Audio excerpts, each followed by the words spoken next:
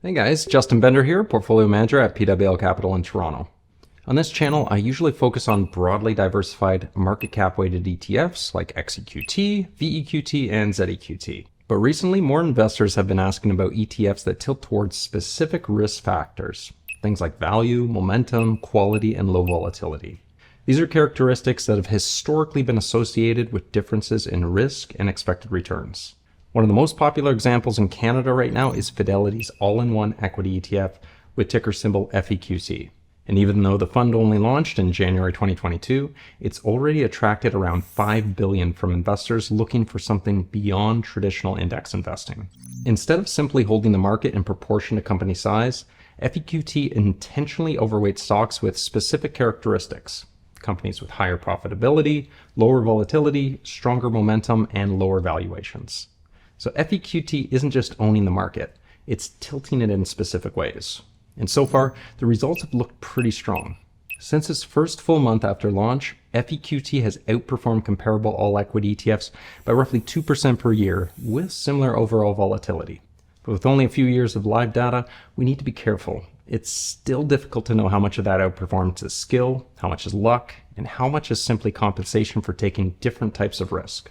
So in this video, I'm going to walk through how FEQT actually works under the hood, because once you go through the construction process step by step, you realize how many moving parts there actually are. At a high level, FEQT is what's called a fund of funds. That just means it doesn't hold individual stocks directly, it holds other ETFs.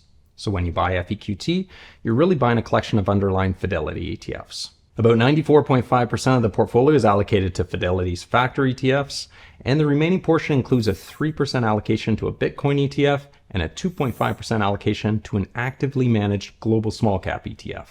So even though FEQT is marketed as a simple all-in-one solution, the structure underneath is fairly involved. FEQT's MER is essentially the weighted average cost of its underlying ETFs, so Fidelity isn't charging it an additional layer of management fees on top of the funds it holds. The fees are still noticeably higher than traditional all-equity ETFs like XEQT, VEQT, and ZEQT, more than double the cost in each case. Investors will need to weigh these additional costs against the higher expected returns associated with FEQT's factor tilts, recognizing that those expected returns are not guaranteed and may never materialize.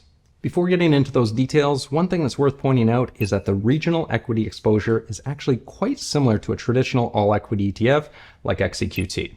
The factor portion of the portfolio is still primarily allocated across Canada, the US, and international developed markets in roughly similar proportions.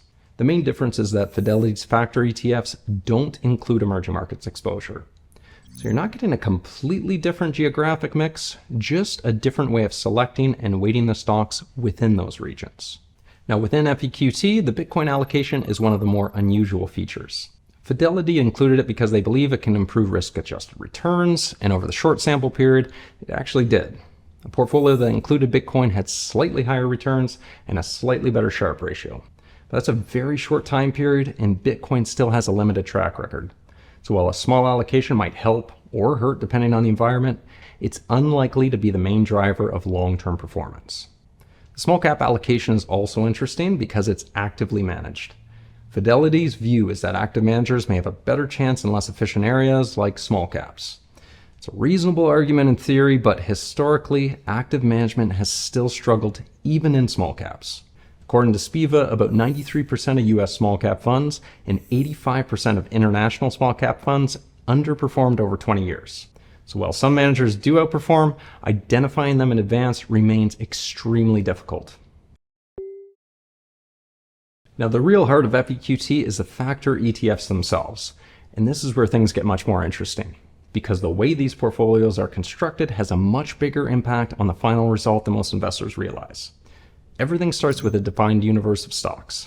In Canada, that's the largest 300 companies, which captures most of the market.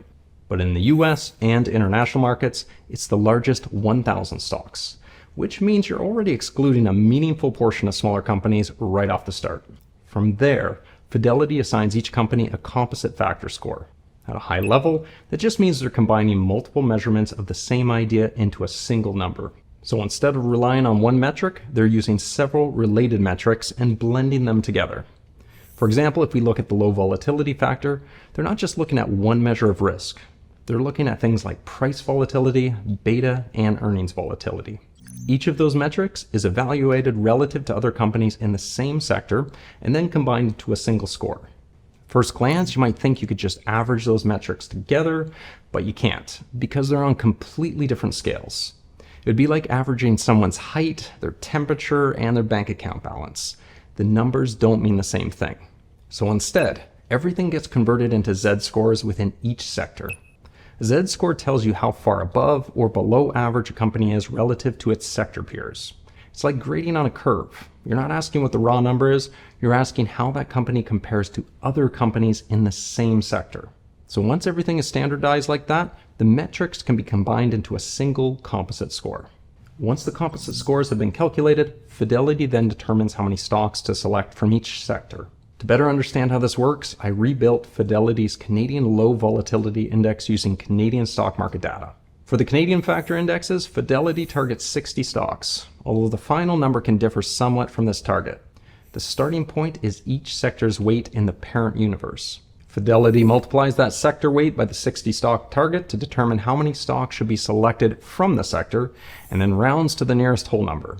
When I discussed the Canadian Low Volatility Index construction process with Fidelity, they confirmed that a minimum of 3 stocks would be selected from each sector in practice. For example, if the communications sector represented 1.8% of Canadian universe, multiplying 1.8% by the 60 stock target would result in approximately 1.1 stocks, which would normally round to 1 stock. However, because of the 3 stock minimum, the communications sector would still contribute 3 holdings to the portfolio. In my reconstruction, those 3 stocks were Quebecor, BCE, and Cogeco. Meanwhile, TELUS and Rogers were excluded because they had weaker low volatility composite scores. The weights of the excluded companies are then redistributed across the remaining selected stocks within the sector. So in this example, the weights of TELUS and Rogers are removed and redistributed across Quebecor, BCE, and Cogeco. As a result, Quebecor, BCE, and Cogeco receive larger portfolio weights, even though the overall weight of the communications sector remains unchanged. So at this stage, you're changing which companies are held within each sector while leaving the sector weights unchanged. Up to this point, the process introduces an unintended side effect. Fidelity notes that the initial stock selection process tends to tilt the portfolio towards smaller companies. So even though the strategy isn't explicitly targeting small caps, you could end up with a noticeable small cap bias at this stage. And that's exactly what the next step is designed to address. Fidelity introduces a size factor and gradually blends it into the selection process. The size factor is simply based on each company's market capitalization, so larger companies get a higher score on that dimension. As that happens, larger companies start to re-enter the portfolio and smaller ones start to drop out. So this step isn't adding a size tilt, it's removing one that wasn't intended in the first place. When I recreated this process, you could actually watch it happen. Larger companies like TELUS would start reappearing, while smaller companies like Cogeco would get pushed out. Eventually, the process reaches a point where the portfolio's overall size profile is much closer to the original universe. In my reconstruction, that happened at around a 22% size factor and a 78% composite score. But that doesn't mean the portfolio is done changing, because the final step introduces something very different: intentional sector tilts.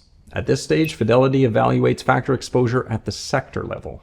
The bottom 6 sectors can collectively have up to 40% of their weight removed. Now that doesn't mean 40% from each sector, it's 40% in total across those 6 sectors, which works out to around 6.67% per sector.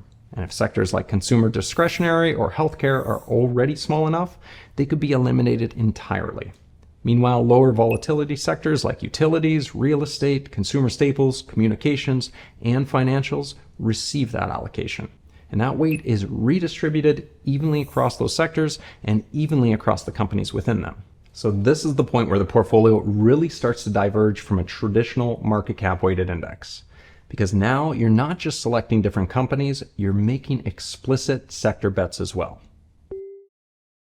Now, one concern investors often have when they see this type of strategy is diversification. Fidelity's factor ETFs hold fewer stocks than traditional index ETFs. But fewer stocks doesn't necessarily mean less diversification. After all, market cap weighted indexes are already pretty concentrated in a handful of mega cap companies. If you instead look at the effective number of stocks, adjusting for that concentration, the differences are much smaller. In some cases like Canada and the US, the factor portfolios are just as diversified or even slightly more diversified, while in international markets, the diversification tends to be a bit lower. Another difference that often gets overlooked is tax efficiency. Some factor strategies can have higher turnover than traditional market cap weighted ETFs because they're regularly rebalancing based on the changing factor characteristics. That's not an issue in registered accounts, but in taxable accounts, higher turnover can lead to larger capital gains distributions. And since launch, FEQT has distributed more capital gains than a traditional ETF like XEQT. So for investors holding these ETFs in a taxable account, that's something worth keeping in mind because it can reduce after-tax returns over time. When we look at back-tested returns, Fidelity's results look strong on the surface. From 1996 to 2025, the factor strategy outperformed by about 2.35% per year with lower volatility. As the saying goes on Bay Street, I've never seen a backtest I didn't like. Index methodologies are built with the benefit of hindsight, so it's not surprising that the historical results can look very strong. When you break it down, most of that outperformance occurred early in the sample period. From 1996 to 2005, the outperformance was massive, around 5.6% per year. But in more recent years, from 2016 to 2025, it dropped to just 0.18% per year. And after fees, trading costs, and taxes, that difference could easily disappear. And more importantly, there's no guarantee investors will actually see any outperformance going forward. Finally, we can look at a regression analysis to see what actually drove returns. A regression helps us understand where a portfolio's returns are coming from. How much is explained by market exposure, how much is explained by value, momentum, and other factors, and how much is left unexplained. When I ran this analysis on the international factor portfolio, the results looked exactly like you'd expect. The market exposure was just under 1, which makes sense for a portfolio with a low volatility tilt. There was also a negative size exposure, and that mostly comes from the starting universe. Since the index only includes the largest 1,000 companies, a meaningful portion of smaller stocks is excluded right from the start. The portfolio also shows positive exposure to value and momentum, along with exposure to profitability and investment, which tend to show up as a byproduct of the strategy's focus on higher quality, lower volatility companies. Even though those exposures aren't being targeted directly, they reflect the types of companies being selected, which tend to have more stable earnings, stronger balance sheets, and more conservative investment behavior. Almost all of the return variation, about 97%, was explained by these factors, and the remaining alpha was small and not statistically significant. In plain English, the portfolio behaved exactly as we'd expect a factor portfolio to behave. The US results looked very similar with one important difference. The regression showed about 1% in annual alpha.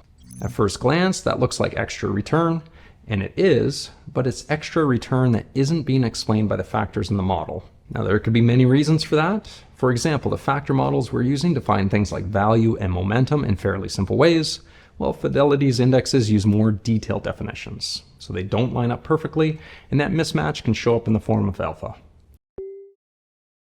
So overall, the evidence suggests that Fidelity's factor indexes are behaving broadly the way you'd expect. Most of the returns line up with exposure to known risk factors, but as we saw with the US results, the model doesn't fully explain everything. Which brings us back to the big picture. FEQT isn't a simple ETF. It's a complex, rules-based strategy that reshapes the portfolio in multiple ways. And that can lead to different outcomes, sometimes better, sometimes worse. And most importantly, there's no guarantee of outperformance. While factor investing has historically been associated with higher expected returns, those returns are uncertain and may never materialize over your investment horizon. Whether you invest in FEQT for 1 year, 20 years, or even longer, you could still underperform a traditional market cap weighted ETF strategy. So that's it for today's FEQT deep dive. I'd really love to hear your thoughts on this format and whether you'd like to see more of this kind of detailed under the hood analysis going forward. I'm also working on a similar breakdown of the Avantis CIBC All Equity Asset Allocation ETF, CAGE, so if there are specific questions or angles you'd like me to cover, feel free to let me know in the comments below. And of course, if there are other ETFs or strategies you'd like to see explored in this level of detail, I'd be interested to hear those as well. If you found this video helpful, you can support the channel by liking the video and subscribing. And as always, thanks for watching.